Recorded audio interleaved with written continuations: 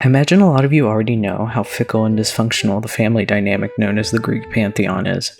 Between Zeus's eternal need to sow his immortal oats, and despite having been married for thousands of years, and Apollo's penchant for getting his lovers turned into plants, things are usually pretty rough for the mortals who happen to catch the eyes of a lustful Greek deity. One particularly famous victim of this mistreatment was Medusa, a name synonymous with the Gorgons of Greek myth and Perseus, son of Zeus, so infamous that I wager most of us have at least heard some version or another of her tale by the time we turn 10. Medusa plays a larger role in Perseus' story, being one of the many monsters that he defeats in his tales.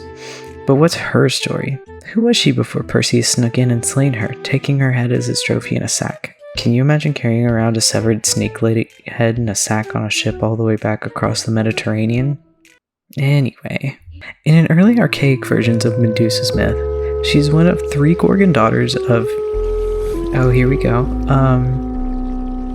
Phocrates and Ceto, pair of primordial sea deities that were born from Mother Earth Gaia. These two go so far back in the Greek mythos, even before the Titans, that it starts to become far too complicated to explain here. All that's important here is that these two were known for giving birth to monstrous creatures, and that Medusa and her sisters were some of them. Medusa in this version was already a snake-haired woman, along with her sisters Syntheno and Eurale.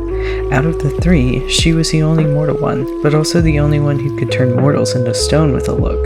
Then later Ovid, who was a Roman poet during the reign of Augustus and considered one of the 3 canonical poets of Latin literature, rewrote her myth as we see it today and in most modern media. In this version of the myth, Medusa was at one point a priestess of Athena. It was so beautiful even her own patron goddess envied her. People would come from miles around just to see the beautiful Medusa, specifically talking about her hair and how it rivaled the gods himself. That's some foreshadowing for you. This put her right at the top of Athena's shit list, or in her burn book, if you will.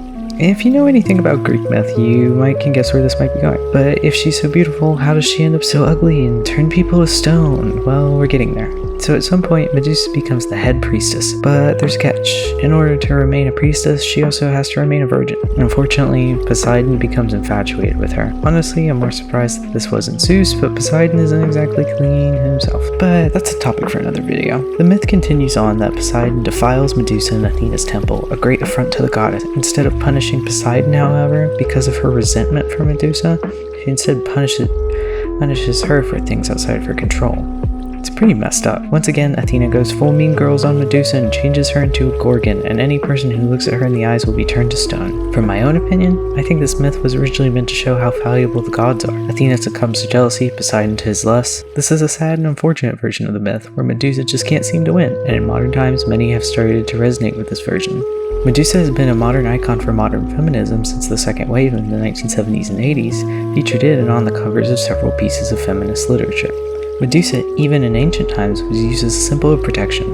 Her head was used in iconic imagery to protect against evil forces, and even at the end of Perseus' tale, which, spoiler alert, gives her head to Athena, which she puts on the front of her shield like some kind of messed up trophy. Sometimes the gods are incredibly cruel and unusual, even a girl boss power goddess like Athena. In a future video, I'll talk about Medusa again when I talk about Perseus, but that'll be all for now. Don't forget to like and subscribe, and I'll see you all in the next one. Stay tuned.